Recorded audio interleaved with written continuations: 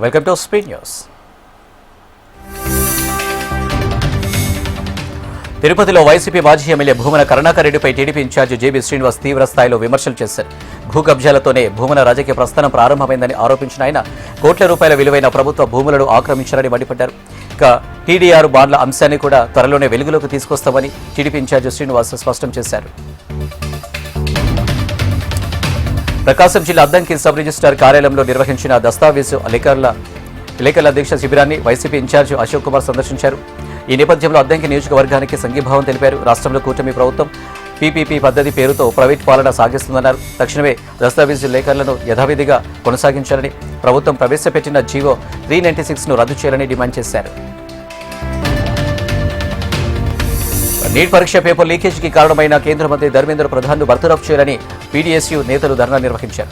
Neat పరీక్షను నిర్వహించిన NTA సంస్థను రద్దు చేయాలంటూ మహబూబాద్ జిల్లా కేంద్రంలో ర్యాలీ చేపట్టారు.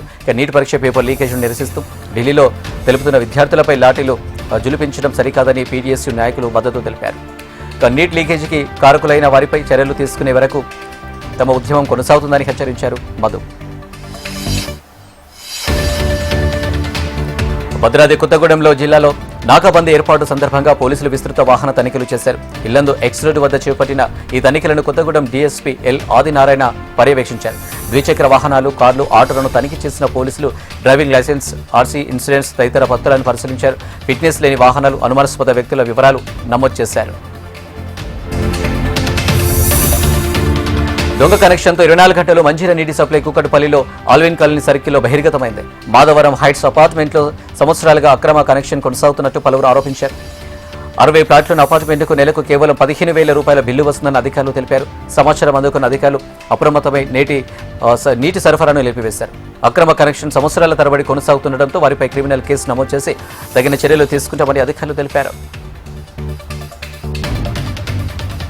ప్రకాశం జిల్లాలోని బోధనంపాడు సమీపంలో జరిగిన రోడ్డు ప్రమాదం కలకలం రేపింది. దర్శి నుంచి ఓ కార్యక్రమానికి వెళ్తున్న మహిళలతో ప్రయాణిస్తున్న ఆటో టైర్ పేలడంతో అదుపు తప్పి బోల్తా పడింది. ఈ ఘటనలో 13 మంది మహిళలు గాయపడగా ఇద్దరు పరిస్థితి విషమంగా ఉంది. క్షతగాత్రులను స్థానికులు వెంటనే ప్రభుత్వ ఆసుపత్రికి తరలించారు.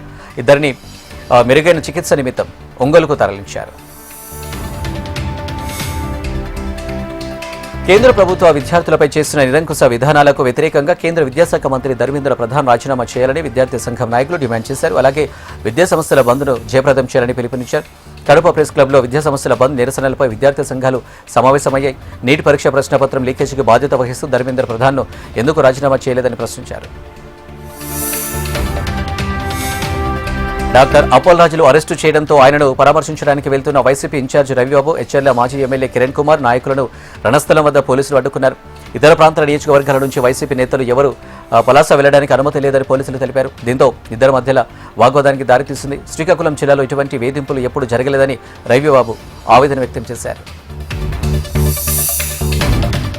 శ్రీకాకుళం జిల్లాలో డాక్టర్ అపోల్ రాజు అరెస్టు చేయడం అక్రమమని వైసీపీ అధ్యక్షులు ధర్మాన కృష్ణదాస్ అన్నారు. అపోల్ రాజు చూడడానికి కూడా పోలీస్ స్టేషన్లోకి పోలీసులు అనుమతించలేదని మండిపడ్డారు. ఈ రోజు అరెస్టులు చేయడం కాదు, రాబోయే రోజుల్లో దీని పరిణామాలు కూడా అర్థం చేసుకోవాల్సిన పరిస్థితి ఏర్పడుతుందని హెచ్చరించారు. ఇండస్ట్రియల్ కారిడార్లో తాము ఎకరానికి 25 లక్షలు ఇస్తున్నామని వస్తున్న వార్తలు అవాస్తవమని భూ నిర్వాసిత రైతులు తెలిపారు. ఆదిలాబాద్లోని భూములు ఇవ్వడానికి ఆసక్తిగా లేవని రైతులు స్పష్టం చేశారు.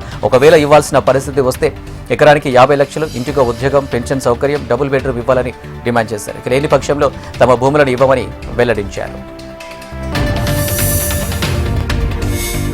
పాఠశాల విద్యార్థుల భద్రత విషయంలో ఎలాంటి రాజీ ఉండదని అధికారులు స్పష్టం చేశారు. స్కూల్ బస్సులకు తప్పనిసరిగా ఫిట్నెస్ సర్టిఫికేట్ ఉండాలని, నిబంధనలు ఉల్లంఘిస్తే కఠిన చర్యలు తీసుకుంటామని మార్కాపురం జిల్లా ఆర్టీఓ మాధవరావు పామూరు సే వినోద్ కుమార్ హెచ్చరించారు.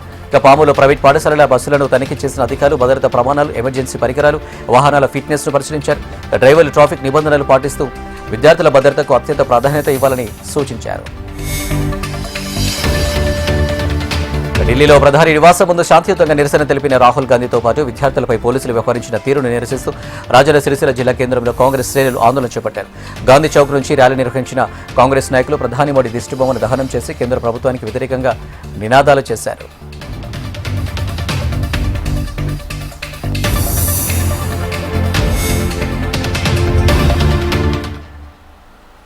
ఇవి అప్డేట్స్. మరిన్ని అప్డేట్స్ కోసం చూస్తూనే ఉండండి హెచ్ఎం టీవీ. వార్త ఆగదు, నిజం దాగదు.